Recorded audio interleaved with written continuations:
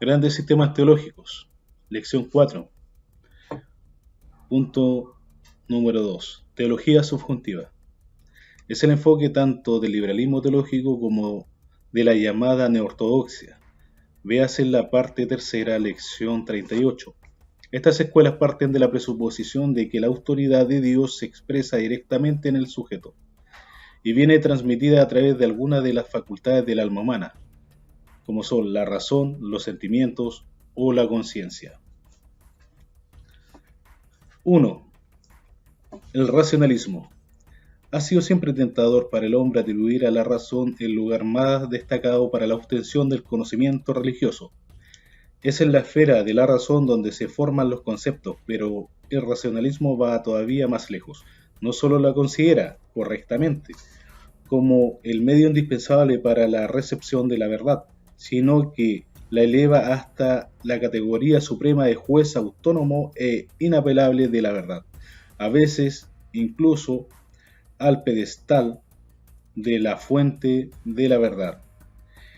En el último análisis importa poco si el racionalismo toma la forma deística tan grata a los autores, y hay muchos cristianos del siglo XVIII o bien siguen a Hegel en su aventura de la tesis, antítesis, síntesis, para ver de captar la totalidad de la realidad.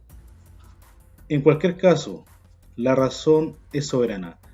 No se contenta con ser la sirvienta de la verdad, sino que se erige en su señora. Habla cuando debería escuchar, como atinadamente escribe Roger Nicol, y condena al hombre a los estrechos límites de su propio horizonte. Pero lo más trágico, como demuestra el profesor Derek Vick, es que la razón humana, cuando tiene la última palabra, conduce finalmente a la irracionalidad. Los pensadores modernos no han hecho caso de la lección implícita en Hume, quien ya demostró en el siglo XVIII que el argumento racionalista solamente puede producir resultados absurdos. Hoy estamos pagando el precio por esta falta de no querer aprender de la historia. El humanismo contemporáneo sigue exaltando a la razón. Al no permitir que la razón fuese iluminada y guiada por la revelación, el hombre ha perdido su racionalidad. Al insistir en una autonomía absoluta de la razón, ha dejado de ser razonable. Ha conquistado la clase de libertad que deseaba, una libertad sin amarras, pero quedando también sin luz en la oscuridad y en el océano de dudas y de frustraciones sin fin. Finalmente, habiendo abandonado el ancla de la revelación, ha perdido toda apoyatura racional y por consiguiente toda esperanza de hallar algún significado para su existencia. La vida parece ahora delante de él como cosa absurda, arbitraria e irracional. Ya lo advirtió Pascal. La última etapa de la razón es reconocer que hay infinidad de cosas que la sobrepasan. Muy débil es si no llega a comprender esto. Es importante establecer la diferencia entre racionalismo y la racionalidad, porque lejos de ser esta la expresión de aquel, llega a ser su antítesis. Como afirma Strong, los errores del racionalista son los errores de una visión defectuosa. Una teología que tome como punto de partida la razón acaba desmereciendo el nombre de teología y aboca en un sistema filosófico más. 2. El sentimentalismo. Como reacción a la aridez del racionalismo, Schleiermacher desarrolló su teología basada en los sentimientos.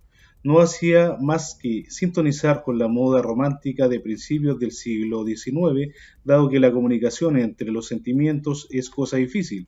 Se enfatizó en la experiencia individual, en contraste con cualquier forma objetiva de verdad o de conducta. El subjetivismo toma aquí un cariz radical. El sujeto creyente y no ninguna verdad objetiva constituye el objeto primordial de la investigación. Así, la religión queda reducida a una simple sección de la antropología y de la psicología. ¿Acaso, incluso para algunos, en un departamento de la psicología de anormales? 3. El moralismo. Una tercera opción es la del moralismo, en la que se enfatiza la importancia de la conciencia y de las normas éticas. Fue Kant uno de los grandes impulsores de este punto de vista. Su influencia se echa de ver en Ritschl y sus discípulos. Según esta perspectiva, el conocimiento que podamos obtener por medio de la inteligencia no es de fiar. Mucho más aconsejable será confiar en los impulsos morales básicos del alma humana, juicio de valor con frecuencia o formulaciones metafísicas. He ahí lo que vale en la fe. Este movimiento parece olvidar que los instintos morales y lo que llama impulsos básicos del alma humana varían según las latitudes y están condicionados por aquellas influencias que han moldeado lo que Jung llama inconsciente colectivo. Amplias diferencias están en estos distintos enfoques del quehacer teológico que acabamos de describir como racionalismo, sentimentalismo y moralismo.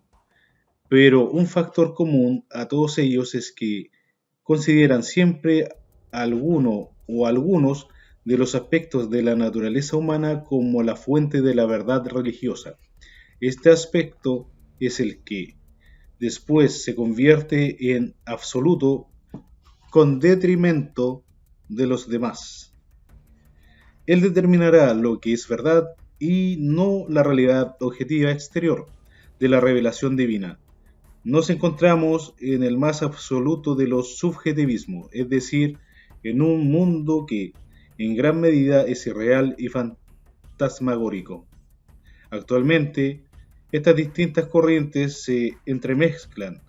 Así, el profesor Klaas Runia cita a un tal John Macquarie, liberal y sincretista, que en su libro Príncipes del Cristianismo Teológico o Principles of the Christian Theology, publicado en 1966, afirma que son varios los factores formativos de la teología: la experiencia, la revelación, la escritura, la tradición, la cultura, la razón, los sentimientos, etc. Al hacer diferencia entre revelación y la escritura, y sobre todo al colocar a un mismo nivel que la Biblia otros factores como sustitutivos de la teología, el liberalismo teológico minimiza la autoridad soberana de la escritura. En Tillich y en Budman es dable seguir las huellas de estas corrientes subjetivistas. La teología se convierte en manos de estos autores en simple filosofía de la religión.